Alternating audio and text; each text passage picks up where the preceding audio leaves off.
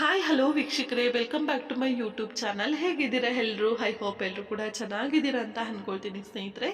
ಇವತ್ತಿನ ವಿಡಿಯೋ ಶುರು ಮಾಡೋಕ್ಕೂ ಮುಂಚೆ ನೀವೇನಾದ್ರು ಮೊದಲನೇ ಬಾರಿ ಚಾನಲ್ನ ವಿಸಿಟ್ ಮಾಡಿದರೆ ತಪ್ಪದೆ ಸಬ್ಸ್ಕ್ರೈಬ್ ಮಾಡ್ಕೊಳ್ಳಿ.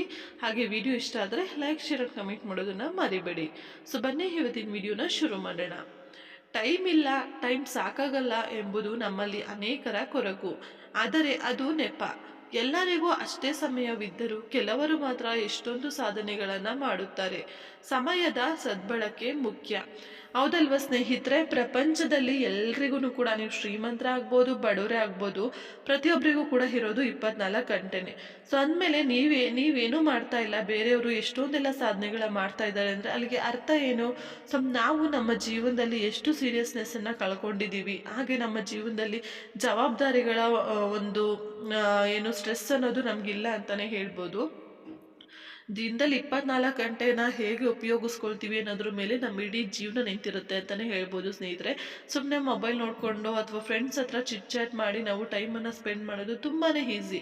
ಆದರೆ ಆ ಟೈಮ್ ಒಂದ್ಸಲ ಮುಗಿದೋದ್ಮೇಲೆ ಅಯ್ಯೋ ಆ ಕೆಲಸ ಮಾಡ್ಬೋದಿತ್ತಲ್ವ, ಈ ಕೆಲಸ ಮಾಡ್ಬೋದಿತ್ತಲ್ವ, ನಾನು ಯಾಕೆ ಟೈಮ್ ವೇಸ್ಟ್ ಮಾಡಬೇಕಿತ್ತು ಅಂತ ಈ ರೀತಿ ನಾವು ಕೂಡ ಗಿಲ್ಟ್ ಫೀಲ್ ಮಾಡೋದು ತುಂಬಾ ಕಾಮನ್ ಆಗಿರುತ್ತೆ. ಅದಕ್ಕಾಗಿಯೇ ನಾನು ಹೇಳೋದೇನೆಂದರೆ, ಸೊ ಎಲ್ಲನೂ ಕೂಡ ಮುಗಿದೋದ್ಮೇಲೆ ಯೋಚನೆ ಮಾಡೋದಕ್ಕಿಂತ ಇವಾಗ ಸದ್ಯದ ಪರಿಸ್ಥಿತಿಯಲ್ಲಿ ಇನ್ನೂ ಏನೇನೆಲ್ಲ ಮಾಡಬಹುದು ನಮಗಿರುವಂತಹ ಸಮಯದಲ್ಲಿ, ಹಾಗೆಯೇ ನಾವು ಸಮಯನ ಯಾವ ರೀತಿಯಾಗಿ ಸೇವ್ ಮಾಡ್ಕೋಬೋದು ಬೇರೆ ಒಂದು ಕೆಲಸಕ್ಕೆ ಅನ್ನೋದನ್ನ ಖಂಡಿತವಾಗ್ಲೂ ನೀವು ತಿಳ್ಕೊಬೇಕಾಗುತ್ತೆ.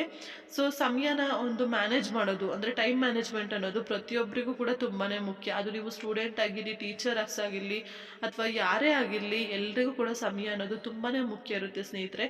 ಅದನ್ನು ನೀವು ಎಷ್ಟು ಒಳ್ಳೆಯ ರೀತಿಯಾಗಿ ಮ್ಯಾನೇಜ್ ಮಾಡ್ತೀರೋ ನಿಮ್ಮ ಲೈಫ್ ಕೂಡ ಅಷ್ಟೇ ಚೆನ್ನಾಗಿರುತ್ತೆ ಅಂತಲೇ ಹೇಳ್ಬೋದು.